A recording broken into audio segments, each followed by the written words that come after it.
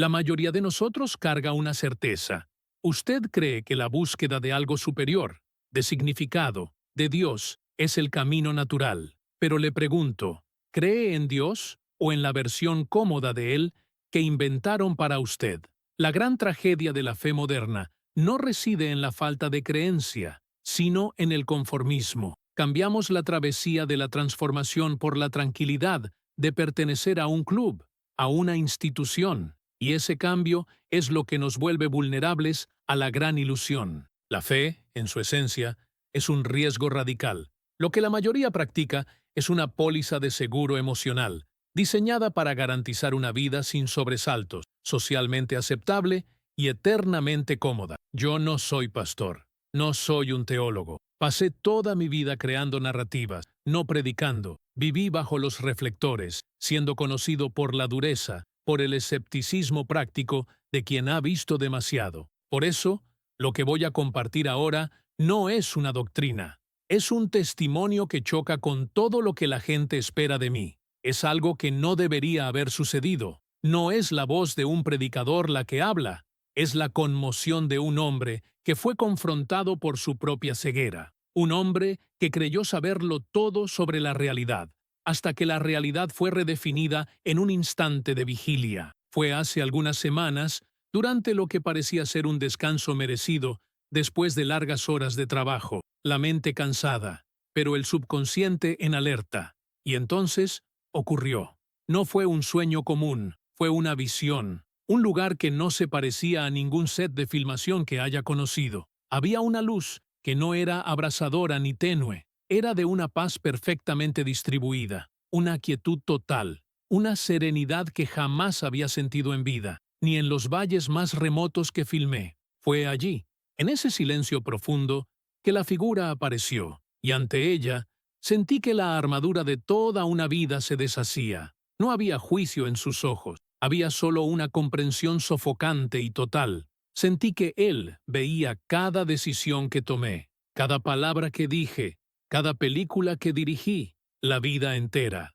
Y, sorprendentemente, en lugar de sentirme condenado, me sentí profundamente entendido. La voz era tranquila, pero cargaba el peso de 1000 montañas. El mensaje fue directo, sin rodeos. Quiero mostrarte lo que está sucediendo en mi casa.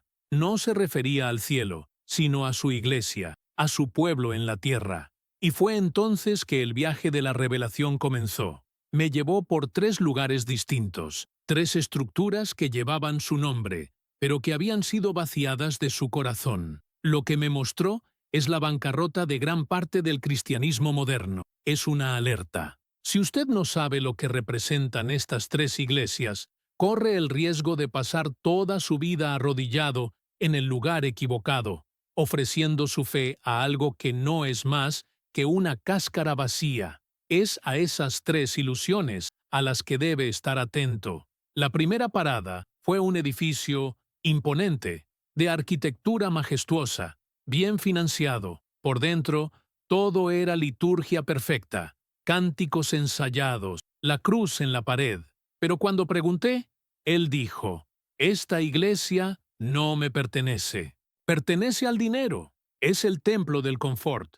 Aquí se busca el prestigio social, el respeto, la respetabilidad. Las personas vienen para sentirse bien consigo mismas, no para ser transformadas por su verdad. Vienen para ser vistas. Esta es la fe de la conveniencia, donde la palabra se vacía de significado para no incomodar a la cuenta bancaria de nadie. El liderazgo tiene miedo de la verdad que incomoda y prefiere decir lo que el rebaño quiere oír, no lo que necesita para el alma. En esta iglesia, la congregación se extravió de la llamada. Creyeron estar con él, pero estaban sirviendo a una entidad social vestida de ropaje religioso. El edificio se convirtió en un club de campo para los supuestamente salvos, donde los profetas son silenciados y la misión de llegar a los márgenes se sustituye por la planificación de la próxima expansión inmobiliaria. El costo de esta comodidad es que el Evangelio pierde su filo y su poder transformador, volviéndose inofensivo para el mundo que se supone debe cambiar. El segundo lugar era diferente, más pequeño, más fervoroso, lleno de emoción explosiva. Allí había pasión, se celebraban milagros y bendiciones financieras. Y sin embargo, la respuesta fue la misma. Esta iglesia tampoco me pertenece. Pertenece a la prosperidad.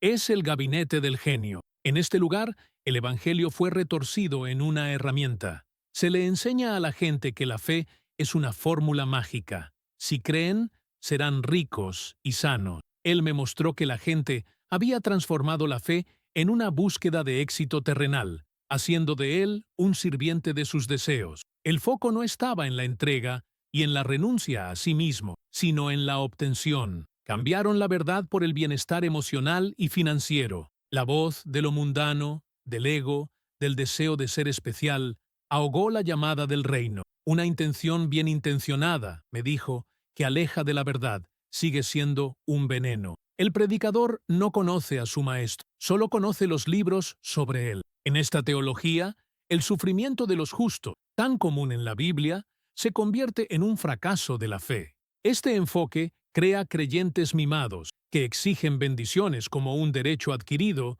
y que huyen tan pronto como el Evangelio exige un sacrificio. Esta casa se convirtió en un altar al éxito personal, donde la humildad y la gracia son pisoteadas en la carrera por ser bendecido y por lo tanto especial. El tercer y último lugar era sombrío y pequeño. Allí no había riqueza ni gritos de júbilo. Había una dureza, un juicio pesado en el aire. La religión que se practicaba era gélida, rígida. Y él dijo, esta iglesia tampoco me pertenece. Pertenece a la ley, no al amor. Es el tribunal del santo oficio. Aquí se sustituyó la gracia por la condenación. Las personas heridas eran recibidas con juicios sobre sus pecados. Los que tenían preguntas eran mandados a callar.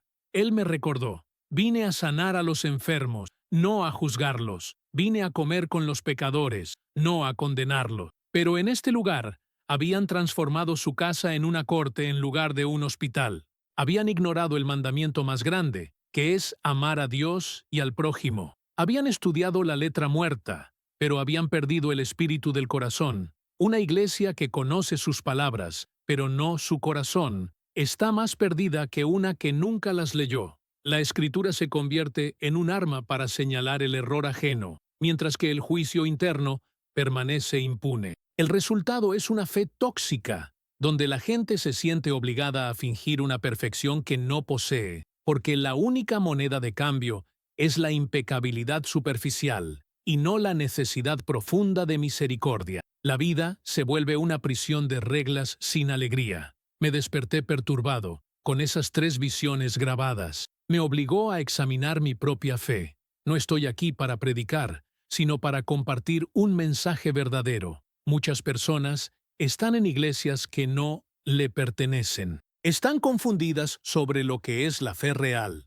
¿Usted está buscando a Dios o una versión cómoda de Él que creó en su mente? ¿Su evangelio es el de la transformación o el del control? La tristeza de la figura que vi era palpable. Era tristeza, porque su mensaje más revolucionario, el amor sacrificial, había sido convertido en una herramienta de confort, control o beneficio. No era rabia, era un dolor profundo por su novia, la iglesia, que se había distraído con el brillo de este mundo. Pero, ¿qué hace que una iglesia le pertenezca? Entonces, le hice la pregunta directamente y él me explicó. Mi iglesia me pertenece cuando la gente se enfoca en mí, no en sí misma. Cuando buscan conocerme, no solo saber de mí. Cuando están dispuestos a ser cambiados por mí, en lugar de usarme para validar los cambios que ya querían hacer. Cuando aman sacrificadamente. Cuando tienen la valentía de hablar la verdad, aunque les cueste algo, y la humildad de admitir que no tienen todas las respuestas. Su iglesia no es un edificio ni un sistema de reglas. Es una familia de personas imperfectas aprendiendo a amar, a servir a los pobres y a los marginados. Es un hospital para los heridos, no un club para los justos. Es un movimiento de conversión, no de conveniencia. Por eso, he estado haciendo un examen de conciencia. He decidido ser más intencional. He decidido que si el lugar donde adoro se trata más de confort que de conversión, más de dinero que de misión, más de juicio que de gracia, entonces necesito buscar en otro lado. Y ese es mi desafío para usted. Examine su fe. Examine el lugar donde invierte su alma.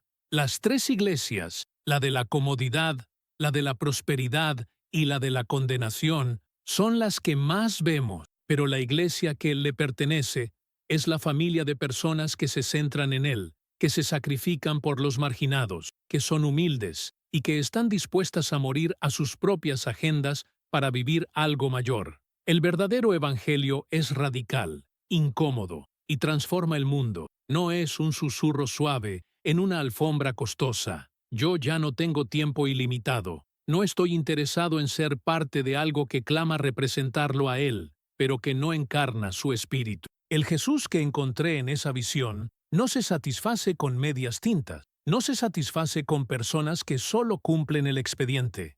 Él no está satisfecho con iglesias que tienen su nombre, pero no su corazón. Y si vamos a llamarnos sus seguidores, si vamos a proclamar su nombre, tenemos la obligación de encarnar lo que Él enseñó: gracia, misericordia, sacrificio y amor sin límite. Es hora de examinar si estamos siguiendo al Jesús real o a una versión cómoda que creamos. La pregunta debe hacerse, y debe hacerse en voz alta, porque en esta etapa de mi vida solo estoy interesado en la verdad. Gracias por escuchar.